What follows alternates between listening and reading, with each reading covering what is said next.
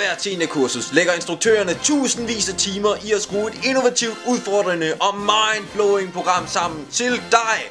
Vi giver dig et eksklusivt sneak peek ind til, hvad de har i skuffen. Watch and learn.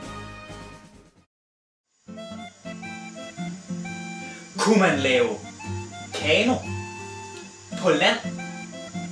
For dig, som ikke kan lide vand. Det rimer. Og det er rigtigt. Så sætter vi 20 kanoer ned i tyskerranden, og så kan de sidde dernede og lære at padle, uden at behøve at blive våde. Medmindre det regner. Hvad så hvis de skal lave grønlænderne i?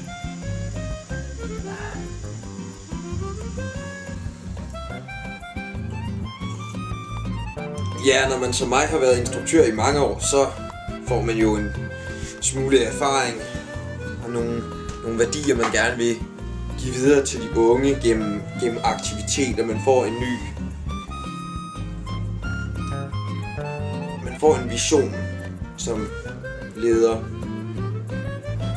Jeg prøver at styre en line, der kan man sige, mellem at lave provokation på den ene side og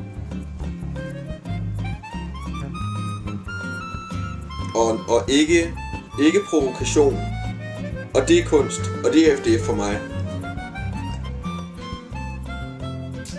Det jeg forestiller mig, det er, vi skal jo lave noget med, at FDF skal være mere synlige.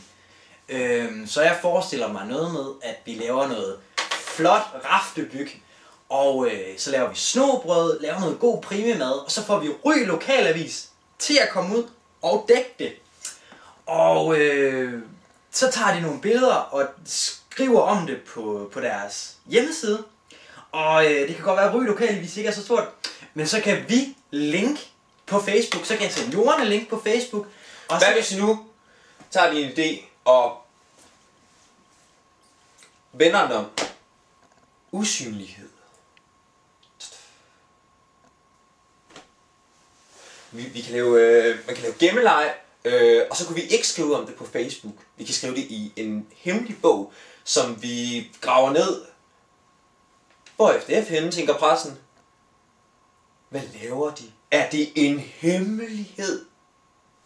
Hele Danmarks befolkning stemler sig sammen i en bus, som Martin og Morten har bestilt, hvor der står til FDF's hemmelige lejr. Og så kommer de derud, og så er vi der ikke. Så har vi gemt os, og så sker der noget awesome. Og når det nu er, at du siger awesome, hvad for en aktivitet havde du så? Jamen, vi finder på et eller andet. Man kan lave stilleleg. 400 mennesker. Stille. Det er det største stille, verden nogensinde har set. Eller som verden ikke har set.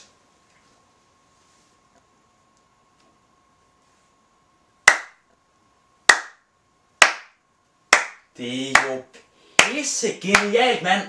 Ja, og hvorfor skal vi lave fællesdag? Vi kan lave alenedag. Hold kæft, mand. Det bliver en awesome påske.